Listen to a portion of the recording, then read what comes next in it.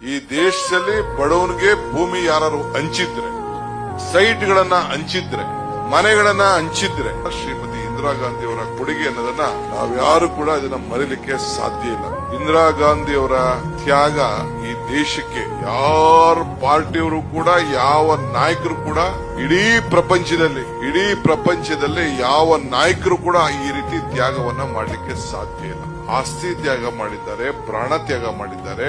ಪ್ರತಿ ಹಂತದಲ್ಲೂ ಕೂಡ ಅಧಿಕಾರವನ್ನ ಇದ್ದಂತ ಸಂದರ್ಭದಲ್ಲಿ ಇವತ್ತು ಈ ದೇಶಕ್ಕೆ ಕೊಟ್ಟಂತ ಕೊಡುಗೆ ಇದೆಯಲ್ಲ, ಇವೆಲ್ಲ ಕೂಡ ನೆನೆಸ್ಕೊಂಡು ಅವರು ಏನ್ ಕೊಟ್ಟಿದ್ದಾರೆ ಅದರದಲ್ಲಿ ಇವತ್ತು ನಾವೆಲ್ಲ ಕಾರ್ಯಕ್ರಮಗಳನ್ನು ರೂಪಿಸಿದ್ದೇವೆ. ಈ ದೇಶ ಏನಾದ್ರು ಒಂದು ಬದಲಾವಣೆ ತಂದಿದೆ ಅಂತಂದ್ರೆ ಇಂದಿರಾ ಗಾಂಧಿ ಅವರು ಮತ್ತು ನೆಹರೂರವರ ಆಡಳಿತದಲ್ಲಿ, ಕಾಂಗ್ರೆಸ್ ಪಕ್ಷದ ಆಡಳಿತದಲ್ಲಿ ಅನ್ನೋದನ್ನ ಯಾರು ಕೂಡ ಇತಿಹಾಸವನ್ನ ಬದಲಾವಣೆ ಮಾಡಲಿಕ್ಕೆ ಸಾಧ್ಯ ಇಲ್ಲ. ಇವತ್ತು ಅಂಗನವಾಡಿ ಅಂತ ನಾವು ಮಾತಾಡ್ತೀವಲ್ಲ, ಬಿಸಿ ಊಟದ ಕಾರ್ಯಕ್ರಮ ಚಿಕ್ಕ ಮಕ್ಕಳಿಗೆಲ್ಲ ಅಂಗನವಾಡಿ ಯಾರು ಮಾಡಿದ್ರು? ಅಂಗನವಾಡಿ ಕಾರ್ಯಕ್ರಮ ಇಂದಿರಾ ಗಾಂಧಿ ಅವರು ಪ್ರಾರಂಭ ಮಾಡಿದ್ರು.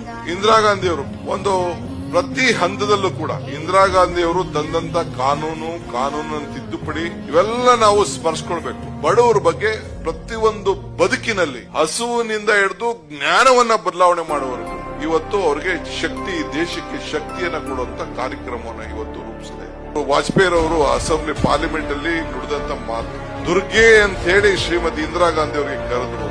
ಯಾಕೆ ಅಂದ್ರೆ ಭೂಪಟವನ್ನ ಬದಲಾವಣೆ, ಪಾಕಿಸ್ತಾನನ 2 ಭಾಗ ಮಾಡಿ ಬಾಂಗ್ಲಾದೇಶವನ್ನ ಸೃಷ್ಟಿ ಮಾಡಿ ಆ ಭೂಪಟದಲ್ಲಿ ಮತ್ತೊಂದು ದೇಶವನ್ನ ಸೇರಿಸಂತ ಕೀರ್ತಿ ಯಾರಿಗಿತ್ತು ಅಂತಂದ್ರೆ ಅಂದಿನ ಕಾಂಗ್ರೆಸ್ ಪಕ್ಷದ ಅಧ್ಯಕ್ಷರಾಗಿ ಈ ದೇಶದ ಪ್ರಧಾನಮಂತ್ರಿ ಆಗಿದ್ದಂತ ಶ್ರೀಮತಿ ಇಂದಿರಾ ಗಾಂಧಿ ಅವರ ಕೊಡುಗೆ ಅನ್ನೋದನ್ನ ನಾವ್ಯಾರು ಕೂಡ ಇದನ್ನ ಮರೀಲಿಕ್ಕೆ ಸಾಧ್ಯ ಇಲ್ಲ.